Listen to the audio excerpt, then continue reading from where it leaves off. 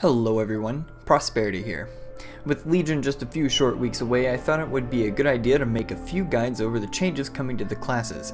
This series is taking an in-depth look at the abilities for each class and specialization, picking things apart to help you better understand what's going on. With that said, welcome to the expert guide to the Protection Paladin in Legion.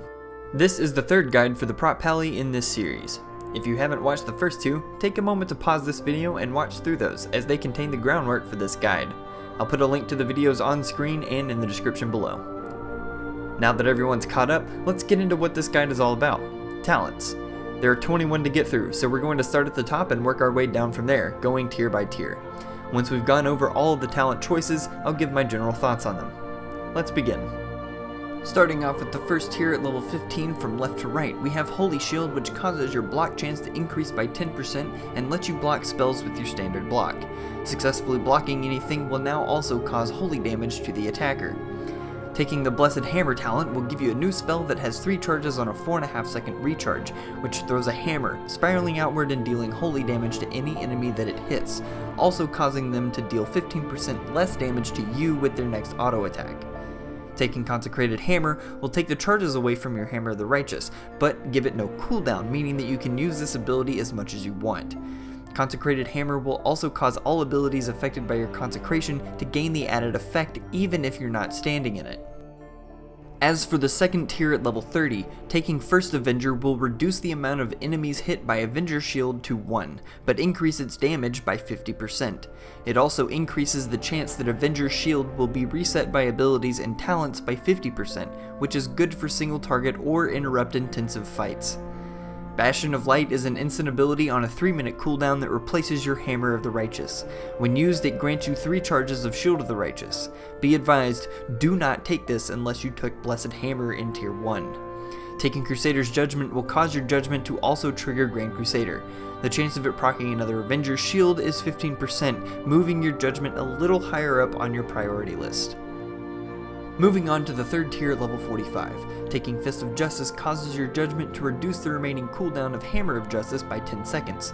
Using your judgment effectively can reduce the cooldown to 20 seconds.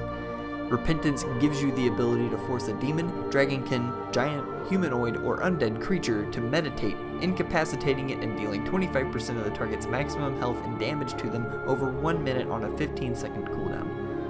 Taking Blinding Light gives you a new ability by the same name that deals holy damage to all enemies within 10 yards of you, dazing them for 6 seconds. This ability is on a 1.5 minute cooldown, and the daze effect is broken by any non-holy damage dealt to an affected target.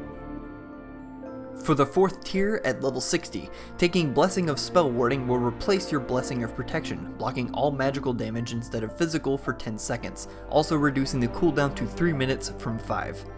This ability still causes forbearance, so you should only really consider it if you're having trouble handling magic damage. Blessing of Salvation is an ability on a 1 minute cooldown and can cast on any party or raid member, removing all threat from them and causing all threat generated by them to be transferred to you for 10 seconds. Taking Retribution Aura now causes you to deal damage to any enemy that melee attacks a non-tank party or raid member within 60 yards of you. Let's move to the fifth tier at level 75. Taking Hand of the Protector replaces Light of the Protector, now allowing you to cast it on any party or raid member. The effect is also increased to 27% baseline and reduces the cooldown to 10 seconds from 15. Taking Knight Templar reduces the cooldown of Divine Steed by 50% and reduces all damage taken while in Divine Steed by 20%, making this a much more effective cooldown for repositioning during a fight. Taking Final Stand causes your Divine Shield to also taunt all targets within 15 yards of you for 8 seconds. This talent can be extremely useful in some situations, but requires a lot of coordination with your raid team. Looking at the 6th tier here at level 90, Aegis of Light is a channeled ability on a 5-minute cooldown that reduces all damage by 20% for you and all allies behind you for 6 seconds. This ability is only useful on fights where everyone can stack in one place during heavy raid-wide damage. Taking Judgment of Light causes your judgment to apply a debuff on the target that causes the next 40 successful attacks against it to heal the attacker. This effect can only trigger once per second per target and is better suited for multi-target fights. Taking Consecrated Ground causes your consecration to heal up to 6 allies standing in it every second, and slow enemies that come into it by 50%. Finally, in the 7th tier at level 100, taking Righteous Protector causes your Shield of the Righteous ability to reduce the remaining cooldown on Light of the Protector and Avenging Wrath by 3 seconds. This talent goes extremely well with the talents Bastion of Light and Hand of the Protector.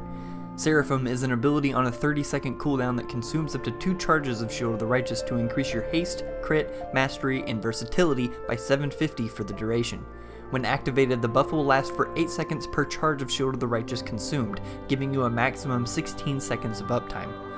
Taking Last Defender passively reduces the damage you take and increases the damage you deal by 3% for every enemy within 8 yards of you, with diminishing returns.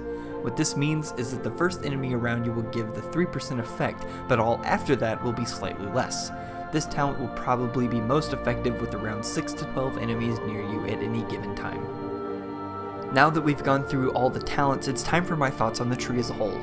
There are a lot of synergies between some of the tiers, all of them making you better in some way without detracting too much from the rest of the toolkit. The first 2 tiers of talents have the largest impact on your playstyle, having you decide what your spell priority will be very early on. No matter what talent you go with in any tier, there is almost always a way to compensate for something that is missing from your toolkit in another tier.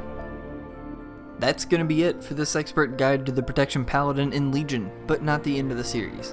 If you'd like to see a particular class covered or just want to see more, let me know in the comments below or on Twitter at TheLorenzus. I'll also answer any questions you have about the Protection Paladin on this video as well. Thank you so much for watching, and if you haven't, be sure to subscribe for more Legion goodness. And as always, have fun.